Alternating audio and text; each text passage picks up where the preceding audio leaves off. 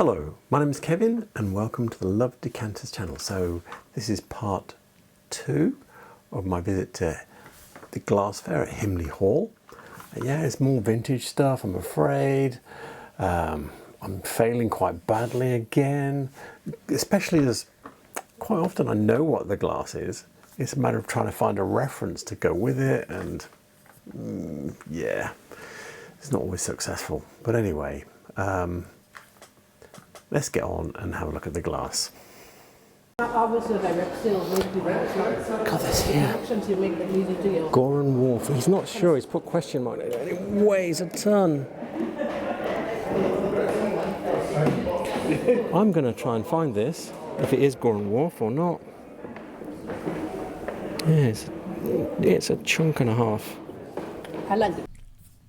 I've done a lot of searching and I can't find that bowl. I can see why they've got Goran Wharf question mark on it, because this is the closest I've got to it, and this is by Goran Wharf. It's kind of blue and green stripe is one of his things, or just a, you know, not necessarily horizontal, because there's vases as well which have that just one big stripe of each.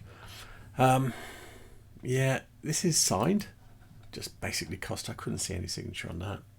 And they would have said, look, but I'll show you some other things. So this is by Goran Wharf as well. You see, and I also found this. But this is Mother Sweden website. It's a very good website for sort of 20th century Swedish glass. But yeah, I've not been able to pin it down. And yeah, so I've done a lot of searching, no luck. This is funny. Look, check this out. He's got these. Here we go. We've got the label. He's said what they are. Rosais. Yeah, we can look these up. Rudolf Schroeder, 1960 plus. But he's put little electric candles in them, and they look all glowy and nice. These ones shine up a bit. Look at these ones. Yeah, cool. What a cool trick.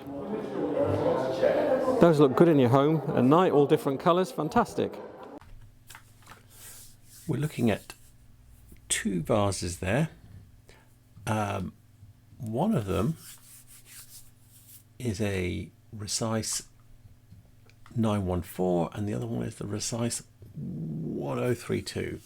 So this is the first one, 914. And it's got the same information. Rudolf Schroeder, 1950s, 914. Yes. And then the other one is this one here. Jan Schmidt, 1960s. Because it's got a higher number. We're like a 117, 18 higher, I think. Anyway, so I thought, let's go and have. I've got some catalogues that came from a book, and here they are. So this is catalogue up to 1958, and we've got the 914 here. Okay. I don't have a 60s catalogue. I have this one from 1987, and here's the 1032. But there's also, they're still making the 914 in 1987. And then I have 1992. And at that point, it looks like they've stopped making the 914, but they're still making the 1032. So it does look like they made both of those vases for about 30 years. That is a good long run for any piece of glass, really. So I just thought I'd highlight that. This is why having multiple sources is quite handy sometimes, because you can build a bigger picture and get your head around what's going on. But anyway, that's what I have. So there we go. Next. 2011. Check these out. Eggerman. He's still alive. Great. But look at that. They're lovely. Good thing my wife's not here because she would really like those. Egerman. Stanislav Klemets. Never heard of it, but yeah, they're just so stylish. Yeah, I thought the hen and rooster were really cute. I thought, I'll find them. And no, I've not found them at all. I'd not heard of Egerman before. I don't think so. I've had a hunt around, and what I have found is they're still going today. Now, I'm not sure this is entirely the same company, what they were looking at there, but this is their catalogue, and I've downloaded it, of course, because why wouldn't I? And a lot of their glass seem, so let me get to, so some of it is like the traditional flashed glass, which is like this, which is somehow they stain the surface of the glass with this colour and then they cut into it. Oh, no, gone wrong way. And then you can just flick through. So I'm not so keen on some of this. This is quite nice, but they do some modern glass style things. So I'd much rather see that than people sort of like playing on the past and maybe not doing it as well as they used to do. But stuff like that, this stands away. Yeah, I quite like this. Yeah, they're nice. There's no prices, of course, because these are probably skilled workers and they're probably not cheap. But yeah, so some of it is kind of like the pseudo traditional and some of it is modern, and I quite like their take on the modern glass. This is very traditional, old school. This is like Rococo. Oh, they're calling it arabesque motif. But anyway, they have a catalogue online and you can go and see what they do. And they're still going. Novibor. So anyway, that's Egerman. Check out this one here. That is nice. That leaf. I'm waiting for the price to go up. It's got before I sell them. Libochovich on it. I've seen this recently. Yeah, that's quite cool.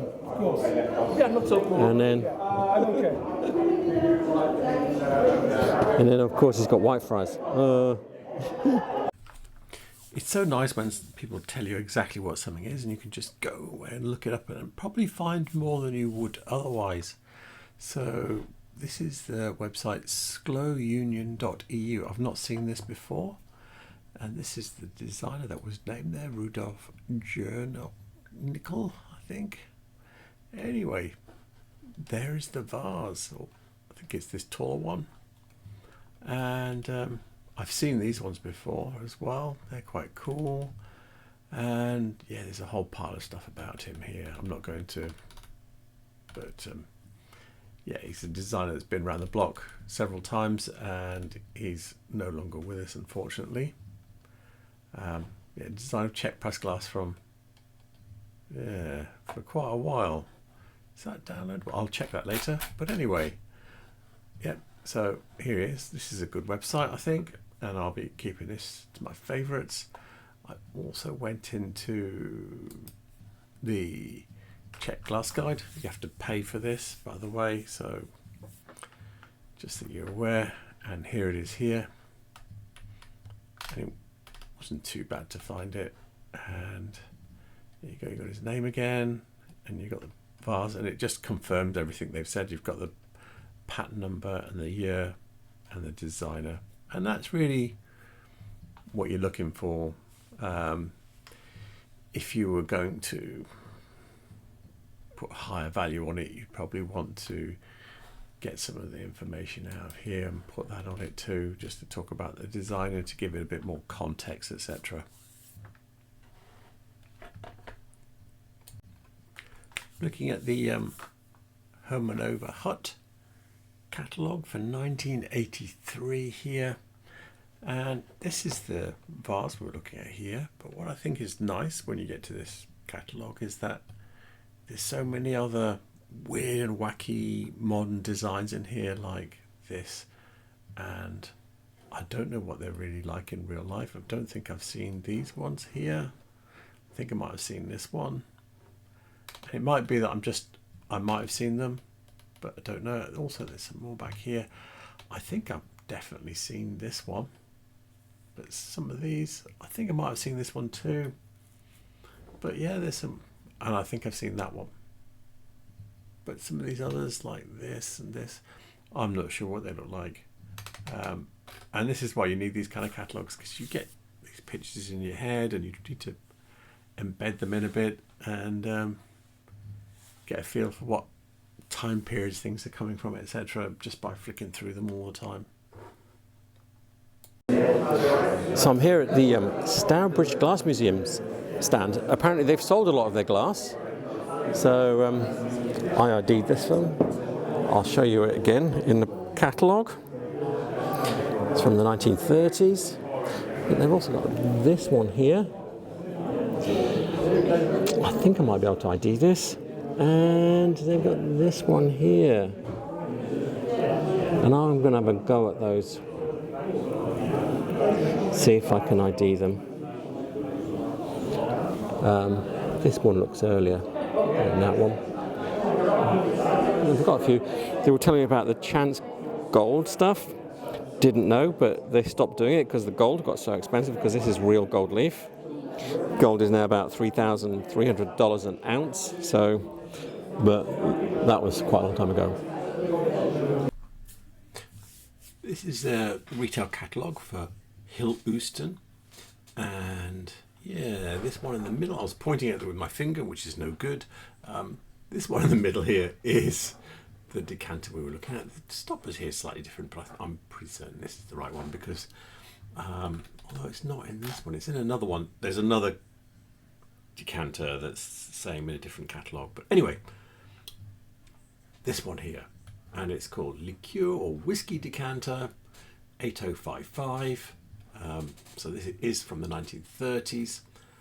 In one of my books, it tells me that a lot of the reproduction glass that Hill Euston was selling was made by Pargeter and Sons from Stourbridge. So yeah, so I think that's probably who made this one, and it's 1930s.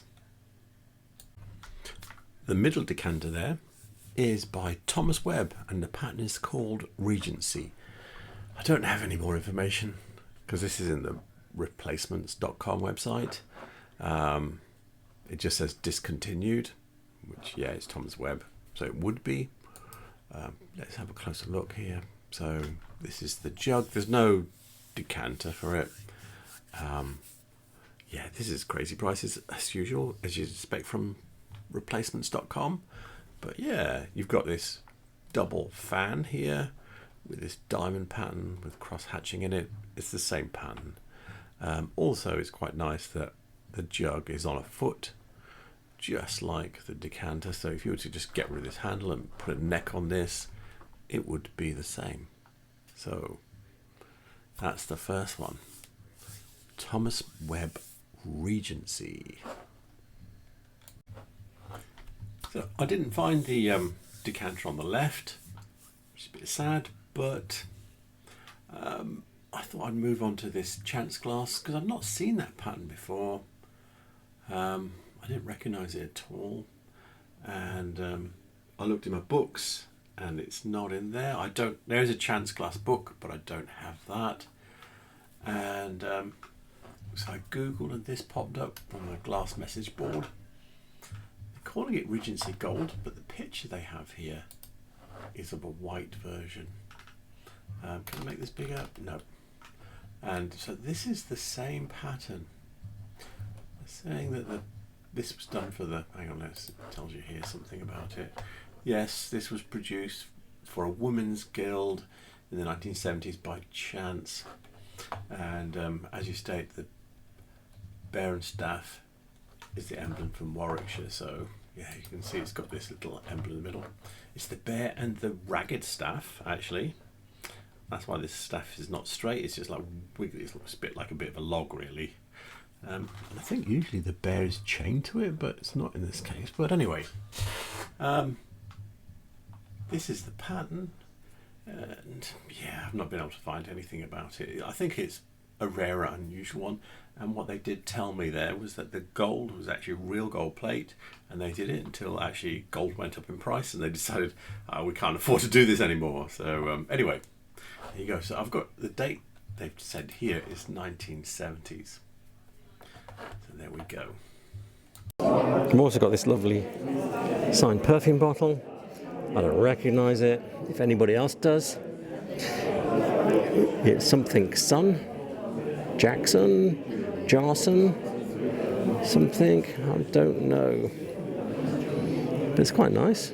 Bit of gold leaf in there, can you see? Blown into it. That's quite nice. Or attempting to, depending on whether they've got. All right. I don't think there's not enough lighting. No, it's fine what you've got. Check it out. Got some Stromberg's height in here. And yeah.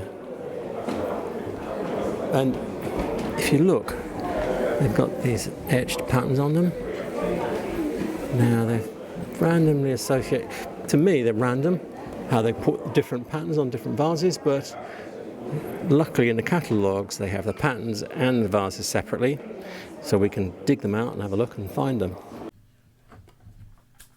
So we're looking at a Stromberg's Heighten catalogue from 1954 that came from the Bergala Glastechnica website. Now, the three vases at the back, there was like two with birds and one with a boat on it. I think of this one here, the B852. Okay, and I think one of them might have been this, one of the ones towards the front, and I think I might have seen this one too.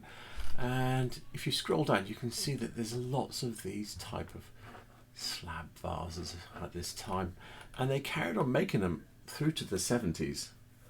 Okay, I think there might have been this one, I'm not certain, but yeah, if you had them, you could sit there and work out what pattern number each one was.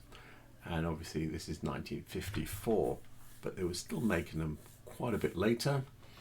And I'll also show you, because some of them had engravings on them, and I'll show you, this is the 1970 catalogue, and they've got sort of like stuff up here, but then at the back they have the decora, which I presume is decorations. So these are sort of like engravings. So they would, my impression is that they would mix and match various engravings from, but this is from 1970. I couldn't find any of the ones that we're looking at, but they probably change them every few years. And if you look here, it's sort of like, it is the same kind of thing, because you've got like your sailing boat, but it's not quite the same as the one we were looking at. Birds, you know, like this goose here, if it was just on its own, would match, I think, fairly close with one of the ones we're looking at. Yeah, another sailing boat, you see what I mean? They're kind of like lots of the similar things that they were doing. But I only have these drawings for 1 year out of the sort of like 20 plus years that they were making these kind of things. So yeah, unless you find one, you're not going to be able to pin a year down for them, really. And even then, we don't know how long they used each of these drawings for. But there's quite a lot of them. It's not at the end, still not at the end. Am I at the end yet? Nope. But anyway, oh, there we go, there's the end. So that's where we are with the Stromberg's Heighten one. You could probably put 1950s on them. They may have been made later, but from a design point of view, they would be from the 1950s. They also have some fantastic orifices. Look at these. Yeah.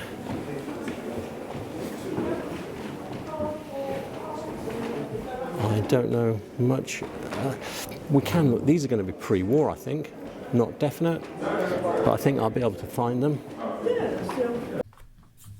So I've tried to find those orifice faceted vases, and I think they're pretty rare. I've looked in my books and not had much luck with it.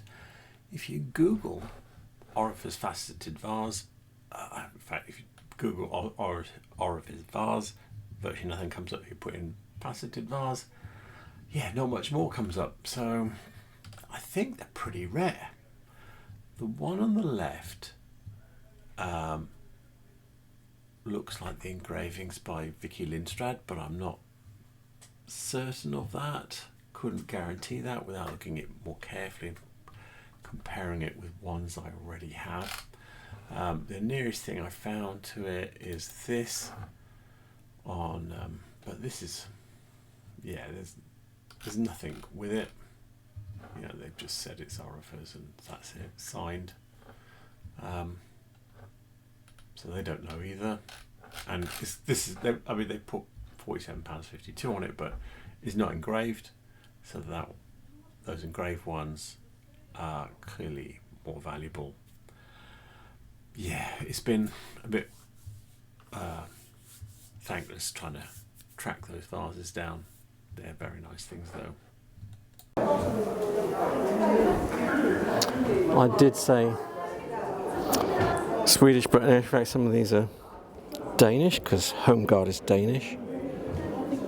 And, oh, look at that, that's Stromberg type with the label on it there. But yeah, this is a nice stand for Scandinavian glass. So I'm feeling a bit prudish maybe, but I thought I would, and this sounds bad, concentrate on the vase with the naked lady on it. And yeah, so Costa has a way of doing their naked ladies, where they seem, how can I say this, slim and chunky at the same time. This is a Costa catalogue from 1956, and you see what I mean? And then I've got another one here. This lady's from 1966, and I've got other catalogues for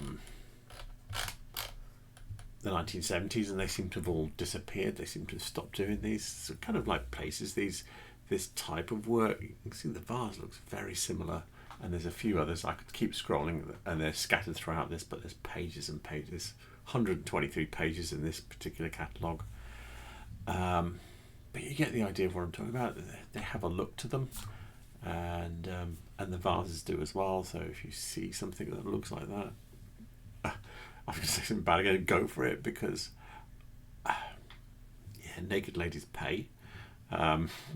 So yeah, it's just one of those things.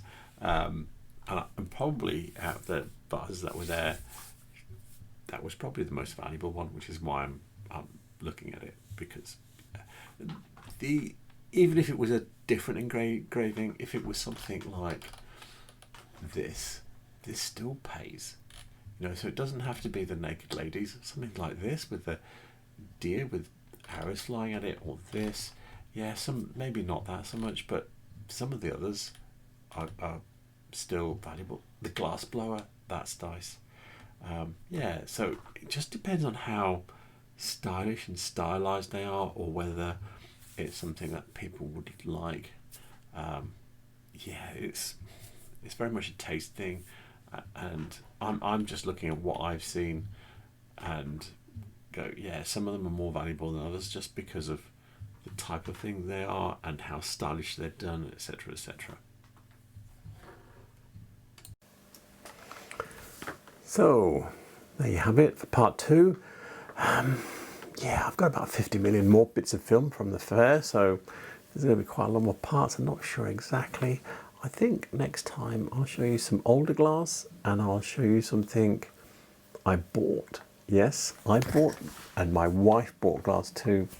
And so yeah, we'll have a look at those as well. And yeah, so with that said, all the references I use will be in the description below. And what else? And please remember to like and subscribe. It really helps my channel. And thank you for watching, and have a good night. Good night.